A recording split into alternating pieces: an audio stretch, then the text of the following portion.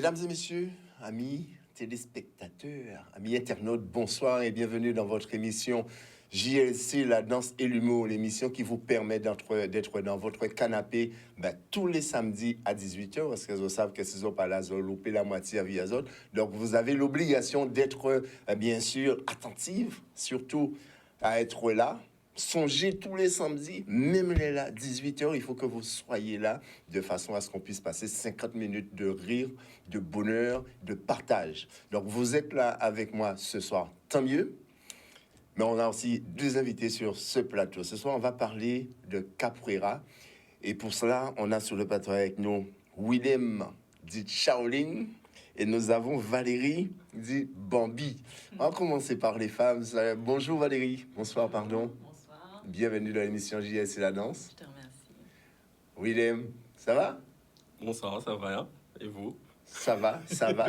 On vous sent un peu tendu, mais on se lâche. C'est un petit moment de partage. On est là pour informer, pour mettre en lumière, effectivement. C'est le but de cette émission d'ailleurs, c'est de mettre en lumière, en valeur les talents cachés de chacun d'entre vous. Et vous en avez, parce que là, on va parler ce soir avec vous, comme je le disais tout à l'heure en préambule, de capoeira. Alors, Willem, est-ce que tu peux nous dire précisément c'est quoi? Mais la capoeira, c'est un art afro-brésilien. Donc, comme on l'entend, afro qui vient d'Afrique, ou plutôt qui vient des pratiques qui se faisaient déjà là-bas, et qui, durant, on va dire, l'esclavage, on a ramené ces Africains là-bas, au Brésil. Et c'est de ce brassage, on va dire, culturel qu'est né, que tout a commencé, on va dire ça comme ça. Alors, comme à l'accoutumée, on va partir sur un petit extrait pour permettre à la population, enfin à nos téléspectateurs, de comprendre un petit peu ce que c'est. On revient juste après.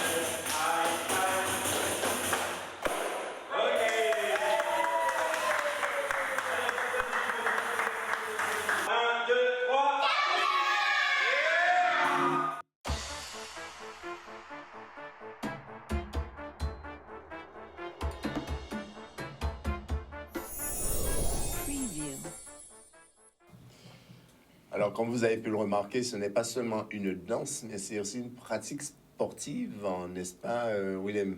C'est exactement ça, on va dire sportive, martiale. Après, comme vous l'avez dit, il y a de la danse, du chant, comme vous avez pu le voir sur l'extrait. Donc voilà.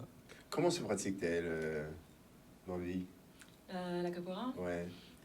comme on dit, il y a tellement de composantes qu'il y a énormément de choses à travailler et c'est ce qui fait finalement la richesse de la capoeira. Il y en a qui vont venir pour le côté acrobatique, celui qui est le plus médiatisé. Donc on va travailler sur les acros, ce qu'on appelle les floreos, les mouvements pour embellir ce qu'on appelle nous le jeu. Parce que tout le monde dit qu'on danse la capoeira, mais la capoeira, on dit on joue la capoeira. C'est un jeu de questions-réponses entre deux personnes. Après, on va travailler la musique.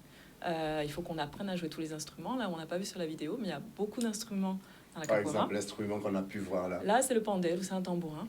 C'est un tambourin. Pandeiro. Pandé. Ouais. Après, on dit les noms en portugais aussi. Il y a la composante aussi culturelle, parce que du coup, la capoeira est riche en histoire. Ouais. Lourde histoire liée à l'esclavage. Donc, on a tous les chants aussi qu'on chante en portugais. Donc, veut pas, ça nous sensibilise aussi à la langue. Selon le niveau d'investissement qu'on a, à un moment donné, on apprend tous le portugais pour, pour comprendre ce qu'on chante, pour pouvoir aller au Brésil, pour communiquer avec les maîtres de capoeira. Et puis après, bien sûr, on a la pratique de l'art martial en lui-même. On va travailler les coups de pied, les déplacements, les techniques un peu plus pointues, un peu plus martiales. Voilà, il y a énormément de choses qu'on peut travailler. Avant d'arriver jusque-là, vous avez d'abord appris la langue. Ça vient, c'est un parcours, c'est un process progressif. Ça vient au fur et à mesure. C'est pas forcément la première des choses qu'on apprend quand on arrive à la capoeira. Bien évidemment, comme elle l'a dit, allez, pour ma part, c'était beaucoup côté acrobatique. Donc forcément, c'est le côté acrobatique qui t'a attiré. Expression ouais. Qui m'a attiré. Donc pour ma part, voilà, c'est surtout ça qui m'avait attiré. Maintenant que ça fait maintenant depuis 2004 que j'ai commencé. Donc ça, maintenant, on essaye de s'y mettre au fur et à mesure et comprendre un peu plus la langue, justement en essayant de parler, d'aller chercher les musiques, les chants, comprendre ce qu'ils disent, comprendre ce qu'ils racontent au fur et à mesure, quoi. Justement, tu dis que tu es dedans depuis 2004. Ouais. On a vu des petits tout à l'heure. Est-ce qu'il y a un âge prérequis pour pratiquer la capoeira? On va dire que, bon, allez, on peut commencer à partir de 4 ans, 5 ans, mais moi, en tout cas, je préfère commencer un peu plus tard parce que ces enfants-là, ils ont un peu plus, on va dire à partir de 6-7 ans, un peu plus de facilité à comprendre les exercices qui vont être donnés pour pouvoir avancer. Après, sinon, à partir de 4 ans, ce sera plus 3 ans, 4 ans de la baby capoeira que, bon, je préfère pour l'instant éviter, surtout que, bon, en général, on n'a pas plus de personnes que ça, plus d'enfants que ça sur nos différents créneaux. Vous avez parlé d'acrobatie. Je pense qu'il faut avoir des vêtements amples, il faut être à l'aise dans ce qu'on porte. Est-ce qu'il y a une tenue spéciale pour ça? Oui, alors en capoeira, bon, quand on démarre, on est assez libre. Vous avez vu, on est tous de blanc vêtus. Donc on a un pantalon qu'on appelle un abada. Non, mais c'est toute une symbolique. Donc on a un abada, un pantalon blanc. Comment on l'appelle? Abada. Abada. Abada en portugais, avec une corde. Un t-shirt blanc en général. En français, ça dit quoi? Un pantalon, pantalon. C'est un pantalon. Abada, c'est pantalon un peu ample, un peu souple, un peu confortable. Et la couleur blanc, à l'époque aussi, avait toute une symbolique parce que, en temps longtemps, comme on dit, quand les esclaves pratiquaient la capoeira, la couleur de l'abada après la rode, notamment l'arrière, démontrait aussi l'habilité et l'agilité du capoeiriste parce que si on ressortait d'une rode avec un pantalon nickel blanc, c'est qu'on n'était pas beaucoup tombé. Et par contre, c'est vrai que quand on traînait un petit peu au sol, bon, on avait des traces. Donc voilà, il y a aussi une petite symbolique dans le blanc. Il faut avoir de bonnes conditions physiques quand on fait cette pratique. Écoutez, pas nécessairement, en tout cas pas au début. C'est au fur et à mesure de la pratique qu'on va pouvoir justement développer cette condition physique. De toute façon, j'essaie au maximum d'amener ça justement au fur et à mesure de l'entraînement pour qu'au moment important, on se sente à l'aise dans notre pratique. En tout cas, dites-moi ce que vous voulez. Moi, j'étais là pendant le tournage, là, à vous regarder. J'étais déjà fatigué. Vous avez un petit message, il faut une bonne condition physique. Qu'elles ont commencé, qu'elles ont envie de commencer. De toute façon, tête à fond, déjà conditionné. C'est pour ça que nous avons réparti une image encore, nous avons regardé ça.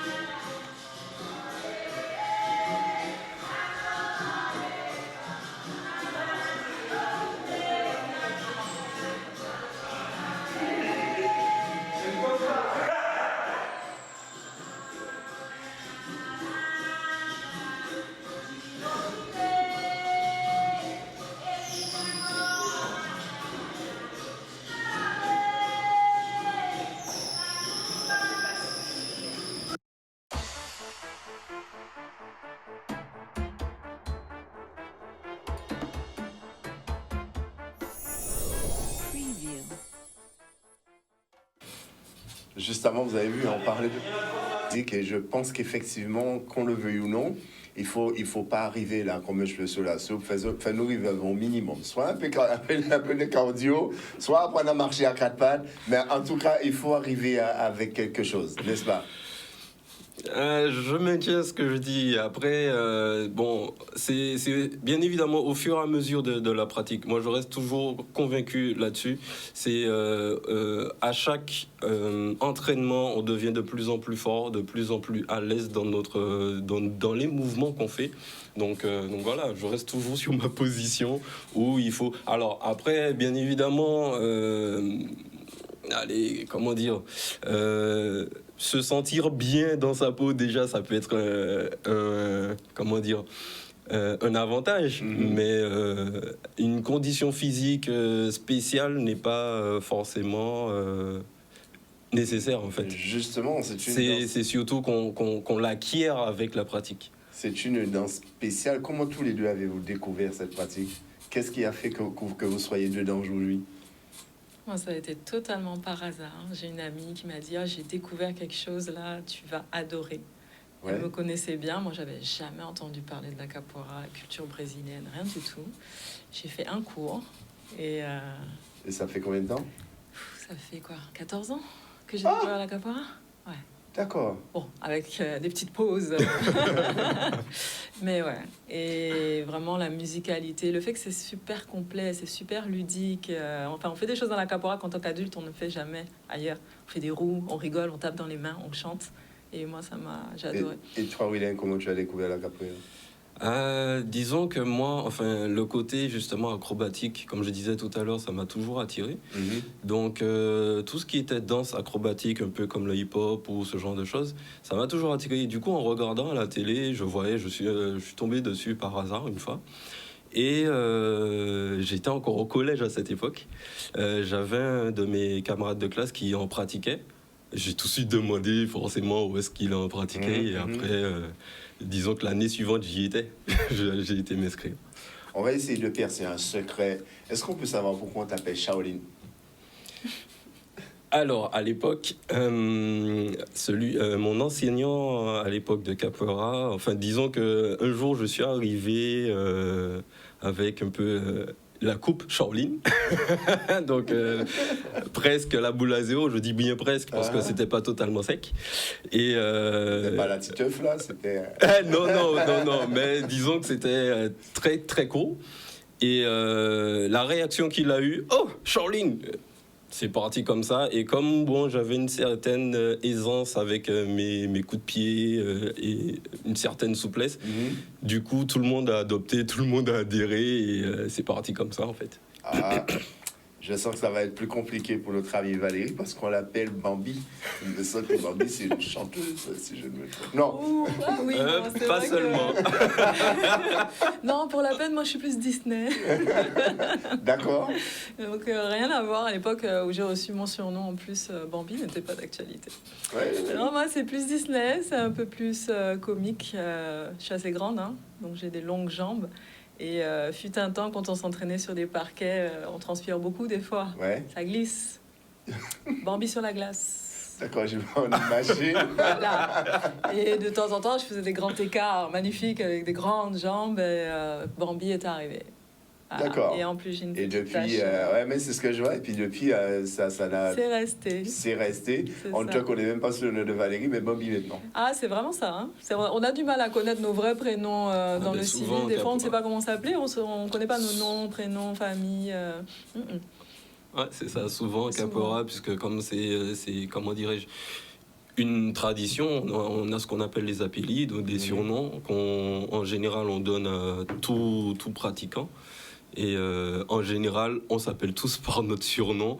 Et des fois, on oublie un peu les prénoms, tout ça. Ouais. Et ça revient quand on en reparle, mais c'est surtout par notre surnom qu'on s'appelle à chaque fois. Comment on appelle un danseur de capoeira? Un capoeiriste. Un capoeiriste? Un capoeiriste. Capoeiriste. Ça, c'est pour l'homme et la femme, de manière générale? Ouais. C'est tout le monde. Tout le monde, on les appelle comme ça. Un capoeiriste. Et il existe des lieux où vous vous retrouvez pour organiser des soirées ou des fêtes comme une soirée des Roses, par exemple ou, Ben écoutez, il arrive qu'on fasse ce qu'on appelle des rondes. des rodes de capoeira, là où on pratique notre art. Mais on n'a pas vraiment de lieu précis. C'est un jour on se dit bon, on va aller tel endroit, surtout en Guadeloupe on a des endroits qui sont magnifiques, donc on profite de ces endroits, on se pose quelque part et on amène nos instrus, notre énergie, la bonne humeur et on commence à s'amuser. Ça peut durer combien de temps à peu près? En général, on commence, on ne sait pas quand ça finit, c'est en fonction de l'état de fatigue, si fatigue il y a. Effectivement, quand on s'y plaît, on n'a jamais envie d'arrêter. C'est ça. Donc voilà, après sinon, bien évidemment pour les entraînements, on a un lieu en particulier, mais sinon si c'est pour pratiquer, Rod, on est à l'extérieur en général. D'accord. Est-ce qu'il existe d'autres types de danse dans cette... d'autres danses de capoeira, par exemple, ou juste la pratique qu'on a vue chez vous, est-ce qu'il existe que cela? Alors, on va dire qu'en capoeira, il y a ce qui existe au début, il y a ce qui est... bon, on va dire la capoeira régionale, qui est une capoeira un peu plus debout, qui est très martiale. Il y a la capoeira angole qui est plus, comment vous dire, beaucoup plus malicieuse, beaucoup plus dans le, comment on va dire ça, en bas-faille. On cache un peu le côté martial par la danse et toute autre feinte ou toute autre gestuelle qui pourrait, comment dirais-je, masquer les intentions. Alors, on va masquer ces intentions-là sur une page de pub. Et on va se retrouver après. À tout de suite. Et oui, si vous arrivez maintenant sur le plateau de GLC La Danse et l'Humour, ce soir on parle de capoeira. Donc si vous avez manqué la première partie, vous aurez toujours la possibilité de revoir cette émission en replay, bien sûr sur le Facebook de JLC La Danse également. Et connectez-vous pour la deuxième partie, parce que là on n'a pas fini, ça ne fait que commencer avec notre ami Shaolin. William dit Shaolin et on a aussi Valérie dit Bambi, le surnom de pratiquant de capoeira. Et moi, justement, je compte commencer bientôt et moi, je serai le maître Shaolin.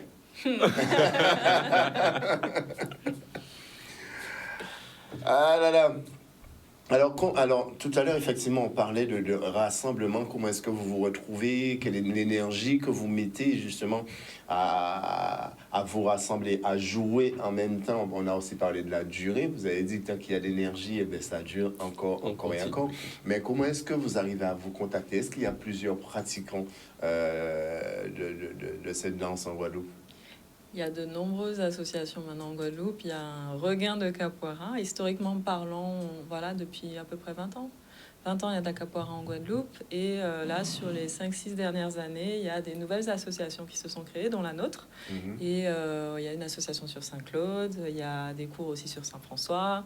Il y a des cours à la Dacha. Donc voilà, il y a énormément de capoeiristes. Enfin, énormément.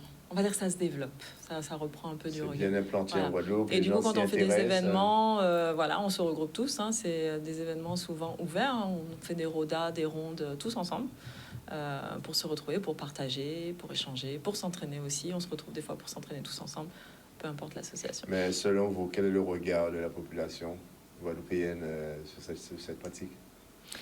C'est une pratique qui est un peu méconnue, hein, quand même. Toujours, mais bien qu'elle existe ici depuis 20 ans, voire plus, beaucoup plus que 20 ans quand même, c'est resté une pratique assez méconnue parce que bon, enfin, je sais pas, je saurais pas donner de raison à cela vraiment.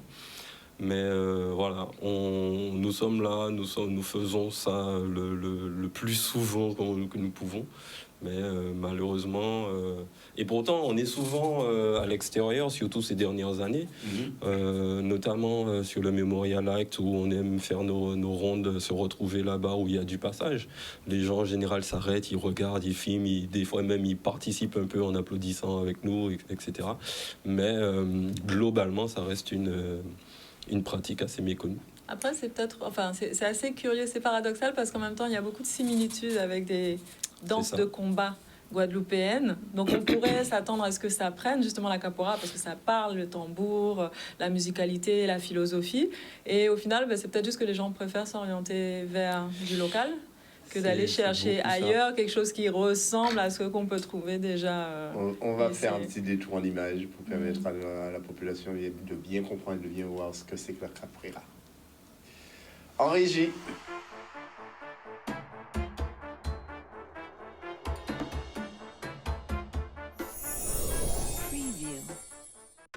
Allez, on finit la concentration, on reste au cadre, on passe par le cadre. Attention, on va descendre.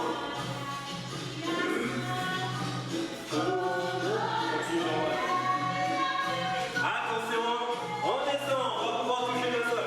On continue. On y va. Laissez les fesses, c'est pas la pluie, c'est les fesses.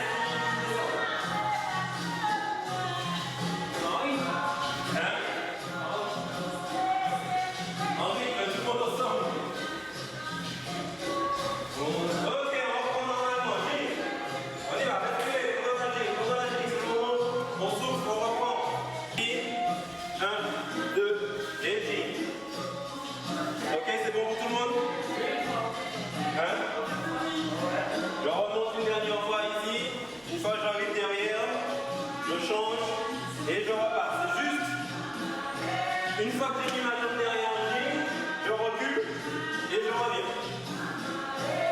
C'est bon pour tout le monde? Ok, on continue, Jing. Gardez vos protections, levez les bras. Ok, go! Et... Go!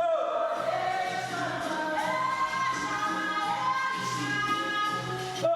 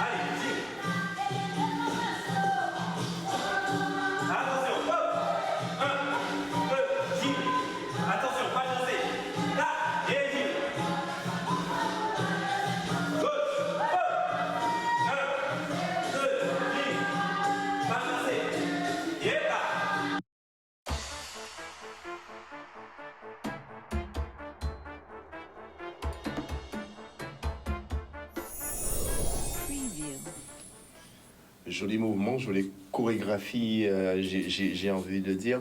Mais est-ce que c'est des mouvements que vous utilisez de manière générale lors de vos rencontres?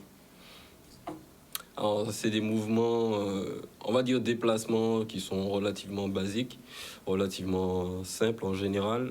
Après, encore une fois, hein, c'est grâce à cet entraînement, cette pratique qu'on a régulière qui fait que lors de nos rencontres, justement, lors de nos rondes, on peut justement les sortir de manière beaucoup plus facile, beaucoup plus simple dans les rondes.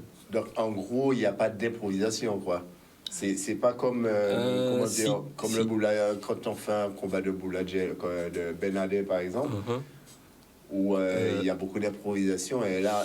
Alors, là, oui, au moment de l'entraînement, c'est pour l'instant, en tout cas avec moi, c'est très chorégraphié, en tout cas sur cette partie déplacement-là, où voilà, j'essaye de donner le maximum de tips pour pouvoir justement s'en sortir et se déplacer de manière beaucoup plus aisée dans la ronde. Après, ça, ce ne sont que des bases que je donne. Des mouvements, comme je l'ai dit, des tips qui pourront nous aider par la suite. Et du coup, dans la ronde, ça devient beaucoup plus fluide, c'est ces mouvements-là qu'on pourra mettre en pratique, accompagnés de d'autres mouvements. Donc c'est très improvisé en fonction de ce qui va se passer en face de moi. Parce que quand je suis dans la ronde, je ne suis pas tout seul. J'ai un partenaire en face de moi ou un adversaire, si vous voulez. Justement. Et donc du coup, c'est en fonction de ce qui va se passer devant moi que voilà, je vais plus ou moins mettre en pratique ce que j'ai appris en fonction du déplacement que j'ai envie de mettre en place ou sinon de la technique que je veux placer, contre-attaque ou esquive, etc. Est-ce que c'est une danse de contact? Parce que là, dans la pratique, effectivement, il y a beaucoup de déplacements, comme je disais tout à l'heure. Mais est-ce qu'à un moment, vous rentrez dedans Alors, ça arrive, hein. Bien évidemment, comme on dit, c'est une danse, oui, c'est beaucoup d'acrobatie, mais c'est aussi un art martial, c'est une lutte. Donc, évidemment, il y a des fois où ça se tape un peu. Attention. Oui, ça se tape un peu. Ça reste. Alors, bien évidemment, c'est jamais méchant, mais on essaie quand même de bien marquer les attaques ou contre-attaques qui seront mis en pratique lors de ces rencontres. Combien de temps faut-il pour être un bon danseur avec une bonne maîtrise? Ça dépend des antécédents de chaque personne, mais on va dire 4 ans, 3, 4 ans, 5 ans, ouais. On a une bonne maîtrise, même si c'est pas encore vraiment ça. Avec une moyenne de combien de cours par semaine? Ah, franchement... Des heures de pratique, surtout. Après, ce qui peut se passer aussi dans la capoeira, au-delà de la pratique que tout le monde voit comme le côté martial, parce que tout le monde voit les acrobaties et tout le monde veut faire pareil, mais faut aussi revenir, chacun à ses possibilités. Ouais. Et ce qui est génial aussi, c'est que chacun peut aller développer autre chose, parce que c'est tellement complet. C'est que les gars, ils vont peut-être dire oui, je vais travailler les accros et tout de suite, ils vont devenir super bons en accro. Il y en a qui vont développer la musicalité. Et ça va être la personne qui va ambiancer la ronde et qui peuvent vraiment exceller dans ce domaine-là et peut-être moins, entre guillemets, dans la pratique de la capoeira même. Donc chacun peut aller explorer. Il y a plein de dimensions dans la capoeira où chacun peut aller explorer et du coup se développer plus ou moins vite selon son potentiel à lui et ses affinités, entre guillemets. Et puis après, la vie, des fois, on se blesse, alors on va repartir sur la musique un peu plus, parce qu'il y a énormément de choses à travailler, et du coup, en fait, on peut aller beaucoup plus vite, ça dépend sur quoi on axe l'entraînement. Je suppose que dans toutes ces pratiques, il y a quand même des règles à respecter. Oui, il y a beaucoup de folklore dans la capoeira, beaucoup de protocoles, entre guillemets, de folklore. Ouais. Des protocoles. Du respect, c'est un rituel en fait, la ronde. Hein. Donc c'est comme tous les arts ancestraux. Il y a une manière de faire, il y a une manière de commencer, d'ouvrir une rode, il y a une manière de rentrer dans la rode. Ah oui, carrément, c'est un petit peu comme les roses alors. Oui, non, mais il y a énormément de similitudes. Beaucoup de similitudes, comme on le disait au début. Ouais. Et pourtant, ça reste une danse brésilienne, d'accord. En dehors des autres pratiques telles que le ladja, ou ça c'est plus en Martinique. C'est ça, mais c'est pareil, c'est des histoires communes, c'est des histoires qui sont en fait qui restent les mêmes, puisqu'au Brésil, il y a eu des débarquements au Brésil, de la même manière où il y en a eu sur nos îles et ailleurs, il y a forcément c'est des pratiques similaires qui ont vu le jour. C'est les arts afrodescendants, hein, donc les valeurs de toutes ces danses-là, les valeurs profondes et intrinsèques sont les mêmes en fait. Est-ce qu'il faut une formation pour enseigner? Il y a des passages disons que la formation, c'est l'entraînement quotidien, entre guillemets. Après, alors personnellement, je suis BPGEPS, donc j'ai une certaine... Enfin voilà, j'ai une certaine... Je suis BPGEPS. Voilà, il faut nous expliquer, nous, on découvre. Non, alors moi j'ai un BPGEPS, c'est un brevet professionnel pour les activités physiques et pour les activités sportives. Et donc voilà, donc ça me donne les prérequis pour pouvoir enseigner une activité physique. Après, bien évidemment, c'est une activité, on va dire, comment dirais-je, plus fédérale. Donc peut-être qu'on aurait plus des formations internes à la pratique. Donc c'est surtout au niveau des entraînements et après le prof qui décèle un peu les facilités de chacun et ou les envies, parce qu'il y a certains aussi qui veulent à un moment donné allez, moi aussi j'ai envie de donner des cours, ben on les accompagne pour pouvoir justement arriver vers ça. Alors j'espère que tu vas m'accompagner parce que là on va faire un petit détour encore et entre-temps je vais commencer à m'échauffer parce qu'avant la fin de l'émission je dois pouvoir faire une petite démo pour les spectateurs qui regardent, comment s'échauffer toujours. Ouais, chauffer parce que... Dalle quand tu veux, hein.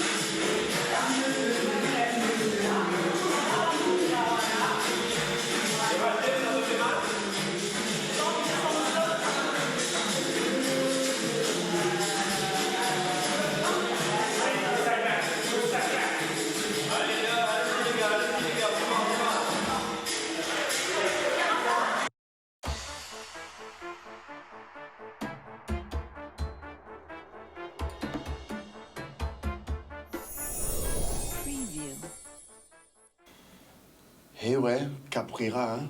Alors, de manière générale, dans les cours, il y a toujours une majorité de femmes. Et là, on a pu constater que vous étiez en minorité. Comment explique-t-on cela? C'est peut-être beaucoup d'appréhension par rapport à l'activité en elle-même, en fait. Ça dépend des endroits. Non, ça dépend des endroits. C'est vrai qu'ici, on a plus d'hommes.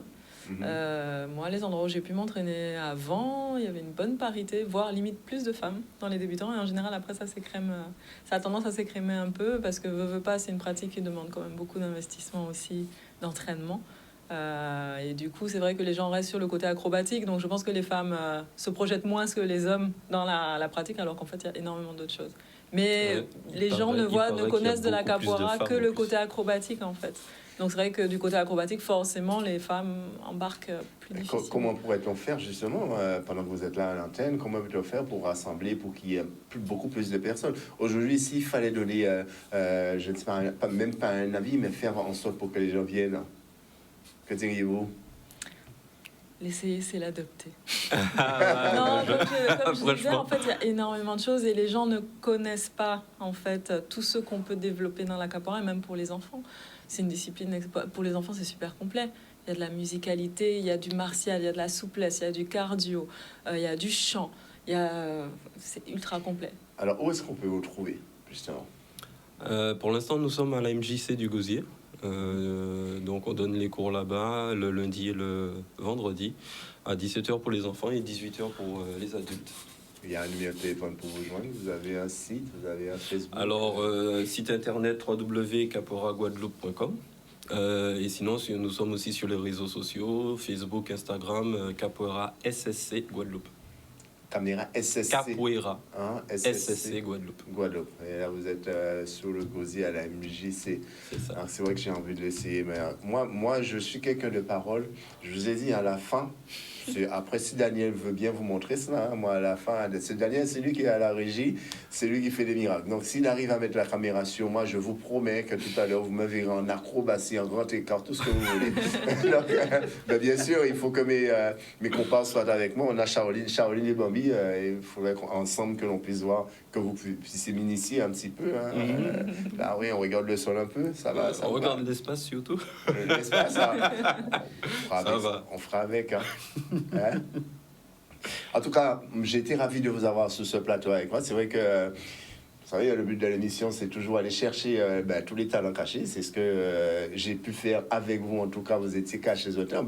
Ça n'a pas été facile de vous trouver. Ma collaboratrice a déniché là où vous étiez. Et pourtant, on essaie de mettre tout en place par rapport à ça, que ce soit justement par rapport au site et présence sur les réseaux. Bon, après, c'est vrai que ces derniers temps, par rapport au Covid et tout ça, on était moins là-dessus, on donnait moins signe de vie par rapport au Covid. Maintenant que tout reprend, on essaye de... Ça vous a un peu bousculé, Covid aussi, ça... C'était pas facile. Très déstabilisant. Ça vous a pas fait perdre vos adhérents, non? Pardon? Les adhérents sont toujours restés, même après Covid? Même à partir du moment où on nous lâchait un peu, on nous disait qu'on pouvait sortir et faire nos activités, on essaie de se rencontrer, de se rejoindre, faire des cours, des rondes, un peu de tout. Donc, pour maintenir tout le monde ensemble. Est-ce que c'est une pratique qu'on peut utiliser en autodéfense si toutefois on se fait agresser? Franchement, oui. Ouais. Après, bien évidemment, on n'aura pas tout le côté danse, acrobatie, machin, quoique. Surtout les acrobaties, mais voilà, c'est une technique de combat à part entière, donc forcément, à un moment donné, on va pouvoir, avec les mouvements adéquats, se défendre. Et au-delà de la technique, en fait, on développe aussi une conscience. C'est qu'à force d'esquiver, à force de jouer la capoeira, on est beaucoup plus focus sur ce qui se passe autour. Et je pense qu'on a des réflexes d'esquive et une manière de se déplacer et de bouger qui fait aussi que si jamais on a un problème, je pense qu'on a des réflexes et on est plus équipé, peut-être. C'est moins objectif que dans les autres arts martiaux, mais le fait est qu'on est conscient de tout ce qui se passe autour et on peut gérer. Après l'émission, vous allez devoir rajouter des créneaux horaires parce que là, vous avez beaucoup plus de femmes. On espère. Eh bien, écoutez, on ne demande que ça. On demande il y a beaucoup plus de femmes. Si effectivement il y a moyen de se défendre avec, comme ça, il y aura moins d'agression envers les femmes. Et puis bon, moi, je serai le premier à venir aussi. Je me fais agresser tout le temps. Donc, j'aimerais bien faire un petit tour de votre côté. Vous êtes le bienvenu. Pardon? Vous êtes le bienvenu, on vous attend. Avec grand plaisir. J'y suis déjà, d'ailleurs. Donc, alors, je vous disais, chose première, chose due. Cette émission touche à sa fin. Merci d'avoir été avec nous. Merci, Bambi. Merci beaucoup à vous. Merci, Charline. Merci à vous. Et puis, on espère vous retrouver très bientôt parce que paraît-il que vous avez des choses en préparation. On n'aura pas le temps et le loisir, effectivement, de développer, mais je vous promets que lors de cette manifestation, on sera là. On vous donnera encore la parole pour vous permettre, effectivement, d'avoir plus de visibilité sur cet événement. Merci à vous d'être venus. Merci à vous, téléspectateurs. Merci à vous pour l'invitation. Tous les samedis avec JLC, la danse et l'humour. Samedi, on vous réserve d'autres choses encore. Donc, soyez là. Faites connaître cette émission. Partagez. Et dites tout le monde à Zot. 6 tous les samedis à 18h pour passer un bon petit moment comme nous avons fait en ce moment-là. En tout cas, je vous dis à samedi prochain. Et en attendant, dansons, rions la vie. À très bientôt.